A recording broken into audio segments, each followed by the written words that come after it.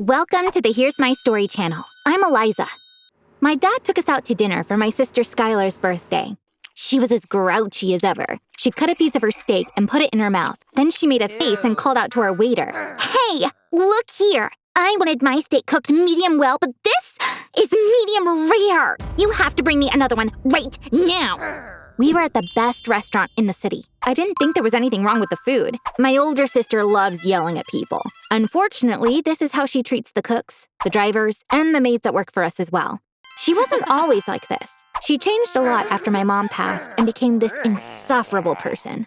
The waiter apologized and took away Skylar's plate. My sister was still going on about how he had one job and still failed to do it.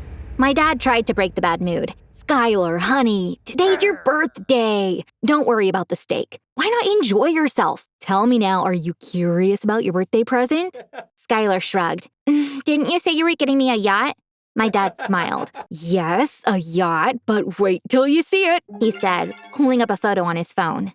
I had it built in France. Apparently this is a huge hit with people your age right now. Skylar took my dad's phone from him to see. It doesn't look bad. How long is it? My dad took out a small gift box from his pocket. 40 feet. It's a sports yacht, so it's not too big, but I'm sure you'll love it. Happy birthday, honey. Here's the keys to your new yacht, he said, offering the box to my sister. Skylar was upset. She took the box and threw it away. 40 feet? Dad, are you kidding me? My friends will make fun of me. Is this tiny yacht what I'm worth to you?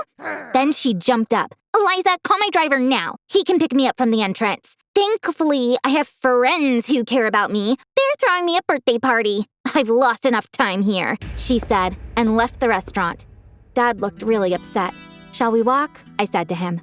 We went outside. We walked silently on the promenade for a while. Then we found a bench to sit on. My dad was still shaken. I messed up everything after your mom died. I'm a bad father, he said. You are not a bad father. You did everything we wanted to help us forget about our loss. You did things we didn't even ask for. Unfortunately, I think that turned Skylar into a spoiled brat, but this isn't your fault. You only wanted to make us happy. Skylar might not be aware of it, but I can see that clearly, I said, and gave him a hug. Skylar stopped talking to us after that evening. Our house was so big that I didn't even run into her. Sometimes when I came home from school, I would see her driver. He would be carrying Skylar's shopping bags to her room. Dresses, perfumes, jewelry worth tens of thousands of dollars. Skylar spent most of her time shopping even though she didn't need anything. If she wasn't shopping, she was partying with other spoiled brats. One morning, I woke up to a knock on my door. When I opened the door, it was one of the maids. She looked really sad. Your dad and your sister are waiting for you in the grand living room. Unfortunately, things do not look good, ma'am, she said. I felt panicked. I put on some clothes real quick and went to the grand living room. There were a lot of people whom I'd never seen in my life. They were taking photos of the paintings and sculptures around the room, taking notes. Some men were carrying the artwork and pieces of furniture outside. My dad and Skylar were sitting on a couch. Skylar's eyes were puffy from crying. My dad got up when he saw me. Eliza, I didn't mean for you to find out this way, but I couldn't pay the loan I got from the bank for the construction of the dam. Unfortunately, the company went bankrupt. The bank is seizing all of our assets to pay off our debt. We need to move out of this house today, he said. Meanwhile, one of the men approached Skylar. Would you mind handing over your necklace and rings? We confiscated all the other jewelry in your room. The only ones missing are those you're wearing. We need to take those as well. In tears, Skylar did what the man told her to do. Then she turned to my dad. What kind of father are you? What are we going to do? Aren't you ashamed to be doing this to us? She screamed. I couldn't stop myself from screaming back at her. Enough! Aren't you ashamed of blaming Dad for this? You lived like a princess thanks to him. Now it's over. We need to take care of ourselves now. We moved into a small house in one of the worst neighborhoods in the city. Skylar and I were staying in the same room. I don't deserve this. I can't live like this, she was repeating to herself as she cried nonstop. Surely I missed our old days too, but that comfy life was in the past for us. We were no longer a wealthy family, and we had to fight hard to survive. Our house was really old. Nothing worked right. One night, Skylar's yelling woke me up. Damn it! Damn toilet! She was screaming.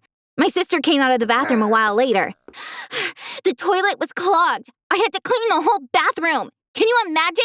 I cleaned it with my hands, she said. She seemed surprised she was able to do this. Welcome to the real world. It sucks. You're gonna love it, I replied. Our new life was difficult for me as well, but it was obvious that Skylar was going to have a much harder time. My dad was interviewing for jobs all the time, but he hadn't found anything yet. One evening, he came to our room. "Girls, we have no money left. I can't give you any allowance until I get a job," he said. When Skylar said, "Dad, I need to go grocery shopping. We don't have any food left in the house," he took out his wallet and gave her the last bill inside it. Skylar stared at the bill and said, "I don't think $10 will be enough." My dad replied, "This is it, honey. We need to stretch this for a while." Skylar was sad to see my dad so desolate. She decided to ask for help from her friends. "Please don't ask anyone for money. You can work and make some yourself," I said to her, but she wouldn't listen. She called her best friend Ava and told her what happened. They were on a video call so I could hear Ava's voice. Ava asked, "Skylar, your dad lost everything. You're poor now. How are you going to pay me back?" When my sister said, "I'll pay you down the line, I promise. You're my best friend. You have to help me," Ava got mad. "I don't have to do anything. I think you should find some new friends that are better suited to your present situation. Don't call me again," she said.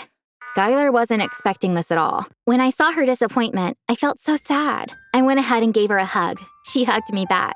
She started to cry softly. I stroked her hair and said, "Sis, we're a family. When families come together, they can overcome anything." That night, I looked for a job that would be a good match for us. I found a waitressing job for Skylar and a dishwashing job for myself in a restaurant nearby. Skylar was cranky at first, but she had to accept it because she had no other option. We went to the restaurant after school. Skylar put on her uniform and came to me. "Do you think I can do this?" she asked. "You probably can't, but you will still keep working until your shift's up," I responded. She embraced me laughing. This was the first time in a long time I'd seen her smile. I'd been washing dishes for hours. I peeked inside when I heard yelling. A customer was screaming at Skylar. Skylar walked into the kitchen holding the plate. The chef asked, "What happened? What did she not like?" Skylar replied, "She said the food was cold. It's actually not my fault. It got cold because she was on the phone with someone, and yet she still wants another one." The chef took the plate and spat in it. Skylar and I couldn't believe our eyes. Then he heated up the food in the microwave and gave it back to Skylar. My sister was still in shock. You spat in the food," she said. The chef shrugged. "This is how grumbling customers are punished. She shouldn't have yelled at you," he said. Skylar looked at me. I knew what she was thinking. She asked regretfully, "Eliza, how many times do you think I got this punishment?" "Many, many, many times," I said. We went into a laughing fit for a few minutes. With the first paycheck we got from the restaurant, we did a huge grocery run. We got our dad a nice wine. Then we prepared a really nice dinner. Dad was really moved when he saw the table. "I can't tell you how happy I am. I'm so proud of you. You've come a long way in such a short time. We're a family again, just like we used to be." Next morning when we woke up, Dad wasn't home. We found a note in the kitchen. Dad had put down an address on a piece of paper. "Please come here," he wrote. Of course, we were very curious. We rushed to get ready and jumped in a cab. After half an hour, we arrived at the address that was on the note. This was a gigantic mansion. My dad was waiting for us in the front yard. He opened his arms wide when he saw us. "Welcome to your new house, my lovely daughters," he said. "What's going on, Dad? What is this place?" I asked. Dad replied, "I bought this house a while ago. I've been trying to decorate it for months. I'm sure you'll love it." Skylar asked, "Dad, didn't you file for bankruptcy? The bank took our house, our furniture, even my jewelry. How did you buy this place?" Dad smiled. "Please don't be mad at me. The bank didn't seize that house. I don't owe anything to anyone. I sold that house because I bought this one, and I wanted to play a little game with you. The movers were actually professional actors, and they really did a great job at playing their roles," he said. I thought I knew why my dad did this to us, but still I asked, "Dad, you tricked us? But why?" Dad looked at Skylar. "It's simple, because I needed us to be a family again. I was so sad about Skylar. I wanted her to realize some things, and I think I succeeded. Last night, for the first time since your mother's passing, I felt like we were a family again," he said. Then he turned to Skylar. "Do you think my little trick worked, honey?" he asked. Skylar said, "It definitely did. Thank you so much, Dad. I needed a lesson to see how spoiled I was," and hugged him. Then I hugged them both. We stood embracing each other in front of the house. After that day, Skylar never acted that way again. She made herself new friends and gave all her attention to her studies. And above all, she started treating restaurant staff very nicely in order not to deserve that unpleasant punishment.